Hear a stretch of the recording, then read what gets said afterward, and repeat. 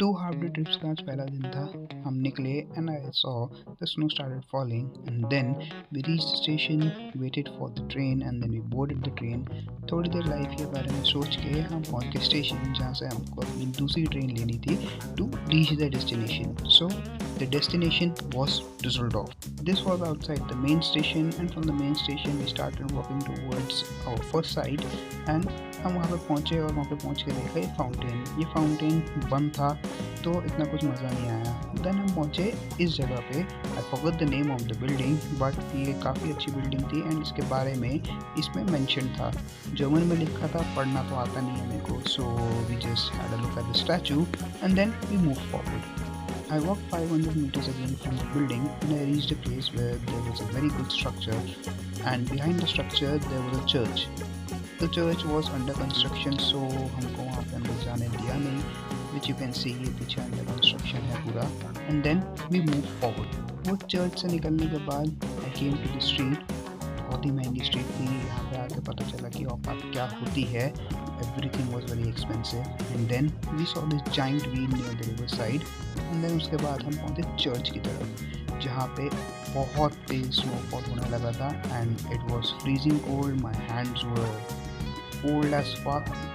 वो ठंड से बचने के लिए हम पहुँच के चर्च के अंदर। This church was big, silent और बहुत पॉजिटिव वाइब्स आ रही थी इस चर्च में से। मेरा बहुत मन कर रहा था बैठने का बट मेरे पास टाइम नहीं था। हमने थोड़ी देर वहाँ पे देखा, वी सॉ द स्ट्रक्चर, उसके अराउंड क्या क्या है, what was the history, but उसके बाद हम थोड़ी देर बैठ ही गए। वहाँ बैठ के थोड़ी पॉजिटिव वाइब्स लेके we went to this nearby park and it started snowing again. So ये पार्क इतना ब्यूटीफुल लग रहा था, सो हमने यहाँ पे सोचा थोड़ा टाइम स्पेंड करते हैं।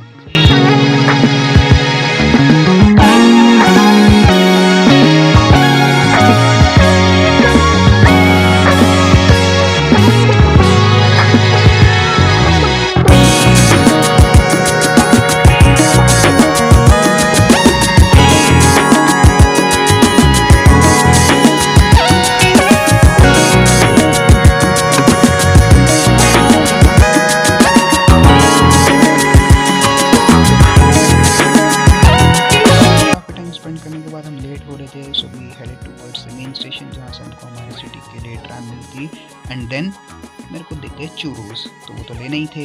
इतनी ठंड में गरम गरम churros with chocolate sauce, oh my God, it was too good. Then we headed towards the station और मैं गुम हो गया, मेरे को समझ नहीं आ रहा था मैं जाऊँ कहाँ। So we decided to catch a tram जो हमको मेन स्टेशन पर लेके जाती। मेन स्टेशन में उतरने के बाद हम अपनी ट्रेन की तरफ जाने के बाद बैठ गए एंड फिर लगने लगी भूख, वो तो मैं अपना खाना लेके गया था।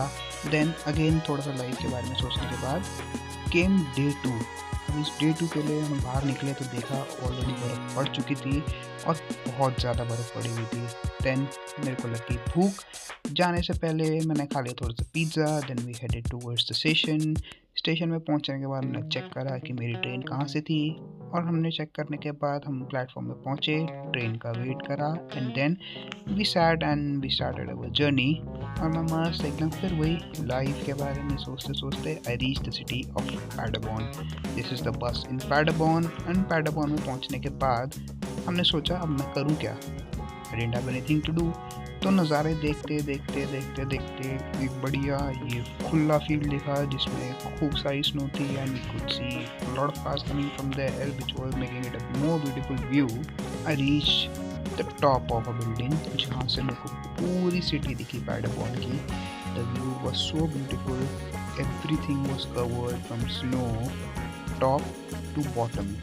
आप देख सकते हो पूरी की पूरी सिटी वाइट हो रखी थी। और हाँ, ठंड वहाँ पे इतनी ज़्यादा थी that my hands were numb, my ears were numb and my nose it was like a waterfall.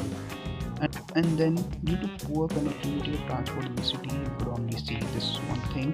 फिर हमको वापस जाना पड़ा क्योंकि बहुत ज़्यादा टाइम हो चुका था, तो ट्रैम लेके उसमें बैठ के आप मेरी शक्ल देख सकते हो, मैं थक गया था।